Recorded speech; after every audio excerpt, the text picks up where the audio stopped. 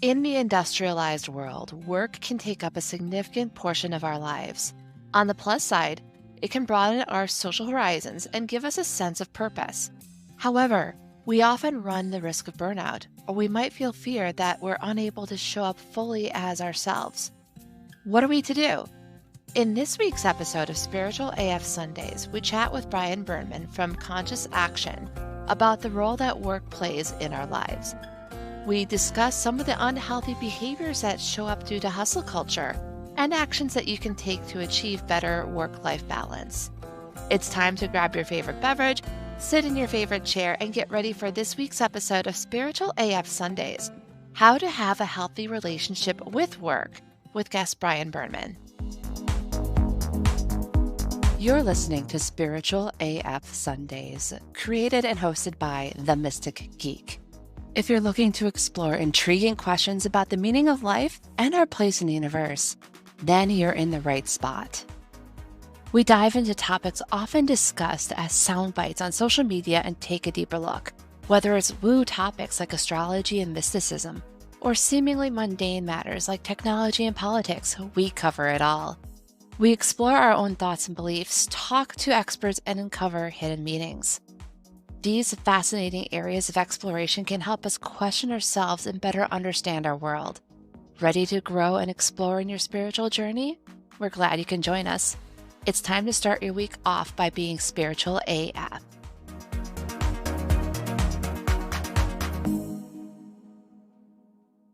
And welcome back, listeners. Today we have Brian Berneman with us to talk about our relationship with work. How are you doing today, Brian? Very well. Thank you so much for having me here. Brian, can you tell us a bit more about yourself? Sure. It's always interesting to talk about myself. There's so many things that I could say. One of the main things for me is that I am always learning, always evolving, and I'm really interested in how I work in terms of this person, this being, and how we all work as human beings and how we can grow and change. And that is one of the main things that I do. That is, I support people with changing. And that has been part of my path from when I grew up in Argentina, as I lived in different places around the world, and now in New Zealand. It's been a beautiful journey to understand myself and to understand others. You mentioned New Zealand on this. I was trying to remember from when we had our conversation earlier. Have you also been to the United States? Yes, I lived in the US for some years. I lived in New York, in Miami, in California. So a Mhm. little bit of the East and West Coast experience. I know we talked a little bit beforehand about work culture. What would you say are some of the similarities and differences between work in the United States versus other countries in the world? Yes, this is just my perspective. I believe that in the US, there's such an emphasis on work and growth and money, and that as a measurement of success that everyone is chasing, which means that the ideas and the beliefs of working hard to make it and of working hard to make sure that you have enough money to retire and then to enjoy life, and it's okay to completely be stressed out. It's okay to be Mhm. completely burnt out. It's okay to work overtime. It's okay to make work all of your life.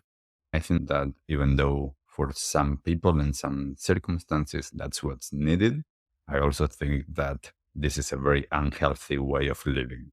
There's so much in there that we could unpack. And this is one of the things that I support with people is just understanding how we can change the way that we're working as individuals as well as organizationally.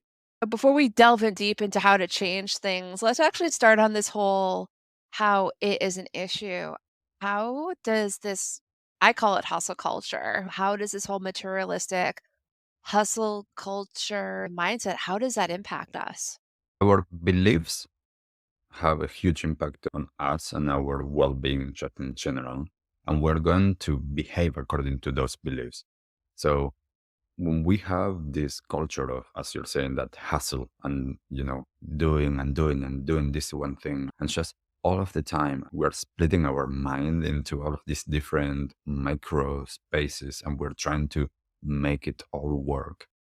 What happens as well is that we are overstimulating our already overstimulated system, which means that for the ones that know about the nervous system, we are supposed to have a good balance of the sympathetic nervous system activation and the parasympathetic nervous system activation. That is not happening when someone is on hustle mode or just on stress. What we are doing is we are always just on sympathetic nervous system activation, which means that we are going to keep on adding more and more stress. It is as if we're always on and we never allow our system to self regulate, to come back to that place of resting, relaxation, and just to be able to do this. This, for a lot of people, it's not Hmm. part of their lives, just taking a deep breath. The implications that it has is that we are not meant to be all the time on. Our system is not built for that. Our system is meant to be regulated. So then what we're seeing is we're seeing a lot of then illnesses, a lot of burnt out, a lot of cancers, a lot of different illnesses that are not supposed to be happening, but are there because our immune system is trying to protect our body. So it's seeing, oh, this is out of balance. Let's build in some other chemicals in here. And that actually is not positive for our physical well being and mental well being as well. Yeah, exactly. It's like our ancestors and even before humans, the animals, when the threat happens, the cortisol and adrenaline kick in. And it's like it's fight or flight right there. And then with hustle culture, we're putting ourselves in that same situation. It's perpetual instead of getting out of that threat. Yes, and the threat nowadays, as you're saying in the past, and it's always the example is always the saber tooth was there, and we needed to have, as you're saying, all of those chemicals being built in so that we can outrun the animal, and those are the stress that we're putting into the body. Now the stress is 24/7, and that tiger is that man, your boss, your like circumstances that is keeping you there all of the time. I see so many people that are almost as if they are shaking. That's their experience every day. Unfortunately, the only way to sometimes deal with that for many is just taking a pill and it's numbing that experience. So then they are keeping to push their boundaries because they are not able to feel that they are in that place. And unfortunately, for many people, it's not until they hit complete rock bottom that they will make any changes in their lives. Our body gives us signals, and we haven't learned, and the majority of the population, how to listen to the body. Therefore, we can't understand the signal. So little by little, it's, hey, this is not okay. This is not okay. This is not okay. And suddenly it's like, you haven't heard me? Here, go to the hospital for 3 months. Or you're dead, or Mhm. circumstances it is, the body is going to find a way to completely let us know, stop this. For some people, unfortunately, there's no way back. And for some people, that's the wake up call of changing the way that they are living. My entire thing is let's not wait to hit rock bottom. If I know that something is not right, let's actually create a change to prevent. You brought up something interesting in there that I want to address. So you mentioned in your scenario, the people burning out, going in instead of responding to what their body's telling them, taking a pill to numb themselves. I know within the United States, we have many ways that we distract ourselves. Alcohol, drugs, whether prescription or street drugs. We can have video games, doom scrolling on TikTok, what have you. In your experience working outside the United States, do you see similar types of behavior? Or what sort of things are you seeing where you're at? Yes, this is really interesting because outside, that is the, let's call it mainstream way in the US. That's also the mainstream way in many other countries. So when I lived in Europe and when I lived in Argentina and now here in New Zealand, for the people that are more in that mainstream chasing that money, that type of success that is based on money and position on work, they have the exact same type of experience. There's no difference. It's the same mindset, it's the same life in a sense. There are many other people that are not in that mainstream way which means that perhaps it's not fully their experience, but we are still inside of this game. So a lot of people need to play it, and some people are more comfortable, like I am, playing Hmm. it by my own rules, understanding I am playing this game. This is not live. This is a game, and I'm playing it. But there's a lot of people, especially here in New Zealand, that are a little bit outside of it just because of choosing a different way of life, but most still are in that mainstream way. Got it. Thanks for sharing there. So we talked a bit about what you're seeing. We've talked about some of the ways that people cope with what's going on. What sort of guidance do you have on moving forward from that and having a healthier relationship when it comes to our work? Yes, thank you for that. So this is really important. And I'm going to, of course, say this is very personalized. Mhm. Everyone is different. We all need different things, different practices, or different ways work for each of us. There's a few things that I do believe that are universal, and that is understanding how can we slow down a little bit, stop for a moment, anytime, like any day is okay. We don't need to wait until New Year to make a resolution and think this is the time of reflection. No, any day is a good time to Mhm. stop and to ask ourselves, why are we working? Why are we going to work? Because that gives us already an understanding on the place that we need to put into it.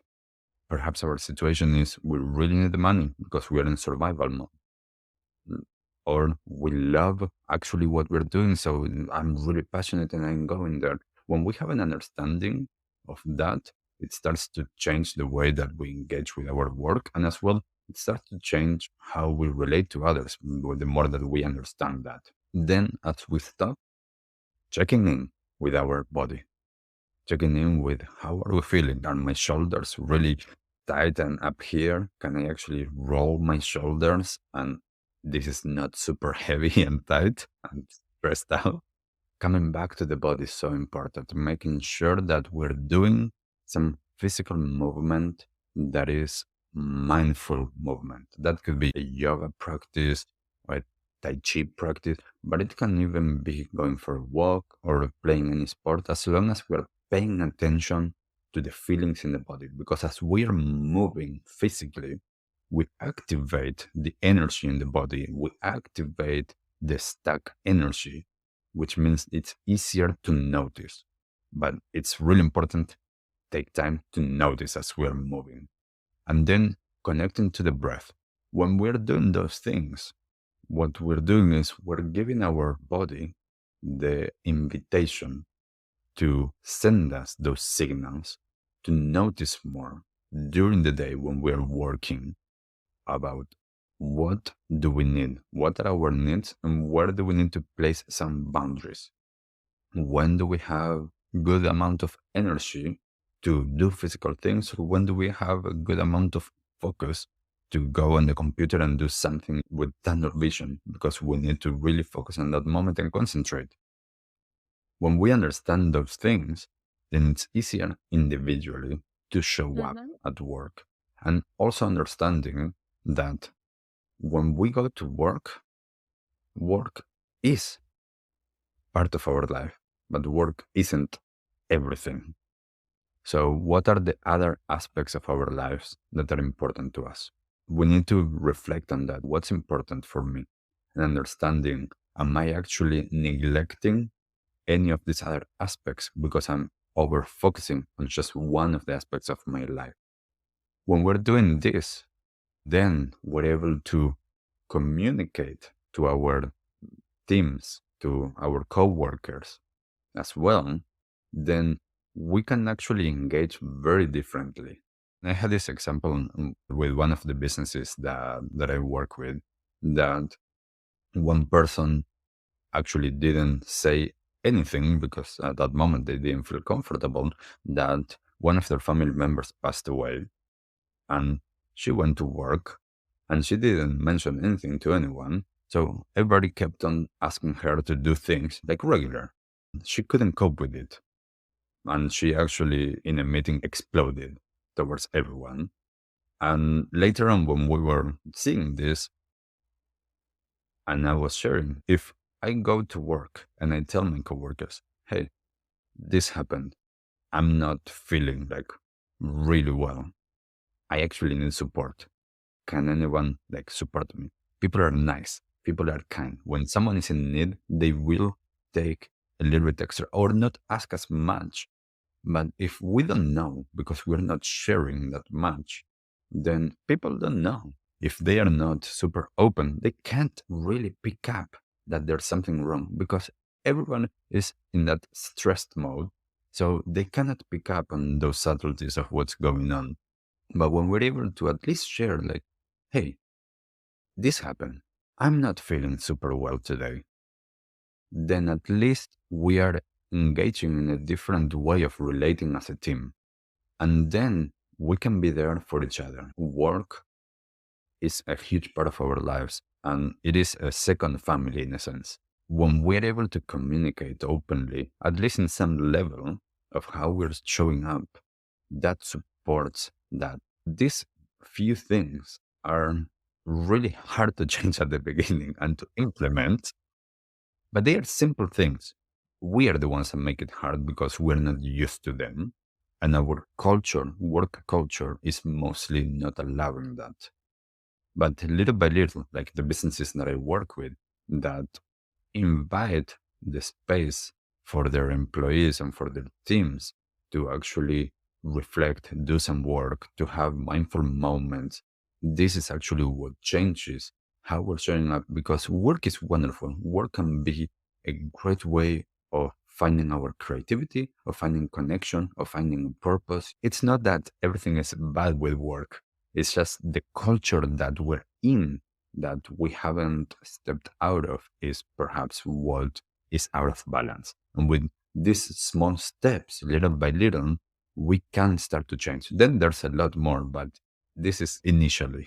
I'm sure that there are listeners right now who are pausing and thinking about their shoulders and being like, I need to fix this. I need to not be so tense or need to breathe more or vulnerability. Oh Hmm. my gosh, someone not feeling like they can tell anyone at work that a parent died. Yeah. Where would that mindset come from? Because even if the workplace is not supportive, I would at least open up on that and see what happens. Hmm. That's sad. We have grown up in a society that for in that space especially not showing weakness, not showing being vulnerable, like it's the masculine way of doing and I can do this and like bottling down and repressing everything that is on the way. And of course that's not healthy. That's what we've been doing. And I think Mhm. that one of the key things that I didn't mention that I want to mention is being kind to ourselves because we cannot change what we were raised and conditioned to believe and how we've been doing things. What we can do is we can take responsibility at this moment and being kind. That was okay. That was what it was. We survived up until this moment.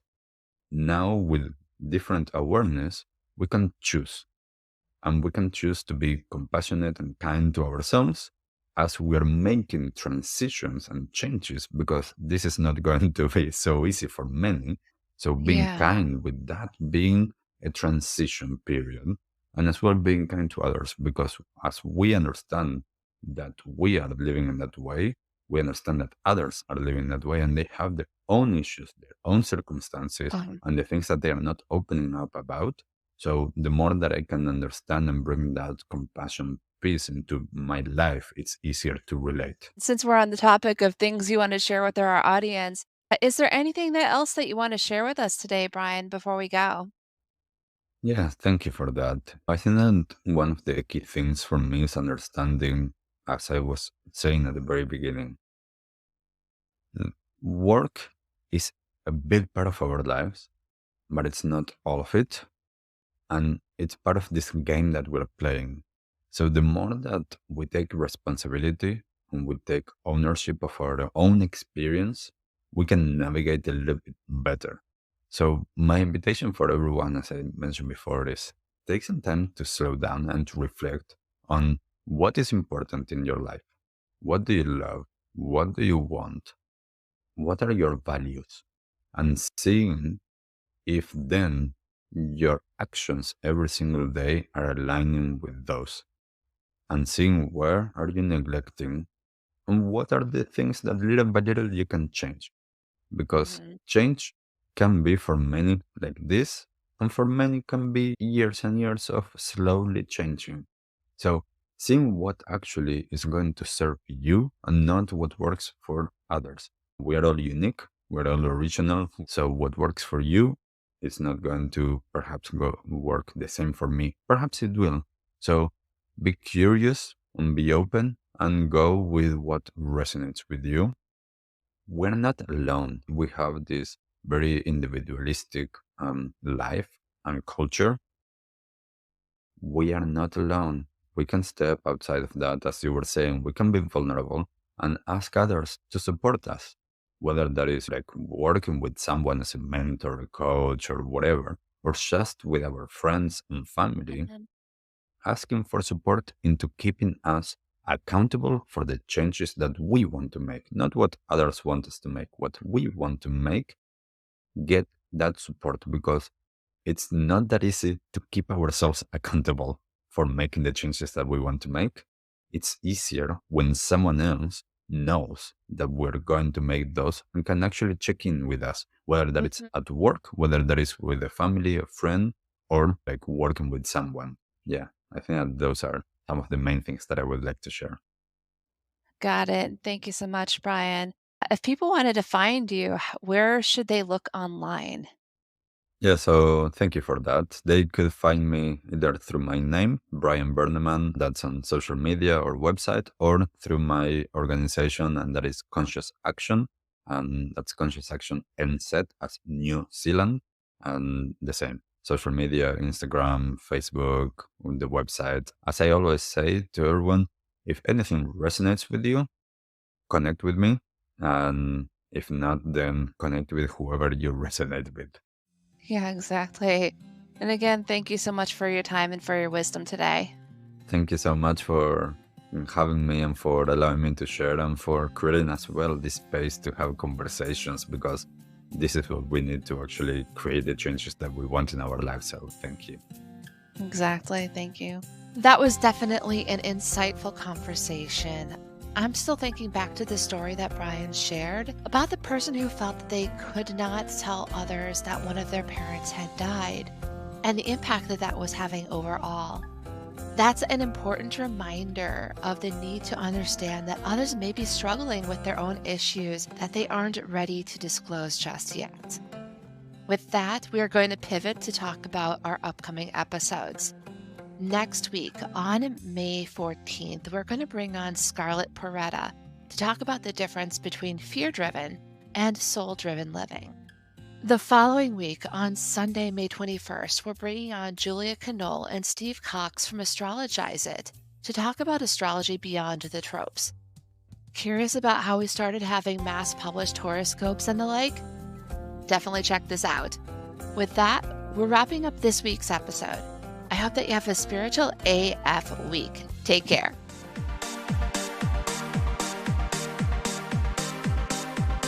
Thank you for joining us for Spiritual AF Sundays. This show is hosted by The Mystic Geek. That's me. Got comments or questions from today's episode? You can either email me at jess@themysticgeek.com or send me a voice message at speakpipe.com/themysticgeek. Don't worry, I'll put the link in the show notes. Help others start off their week with a Spiritual AF Sunday by sharing this episode with them. Also, 5-star reviews on Apple Podcasts help spiritual seekers find our show. So do the thing.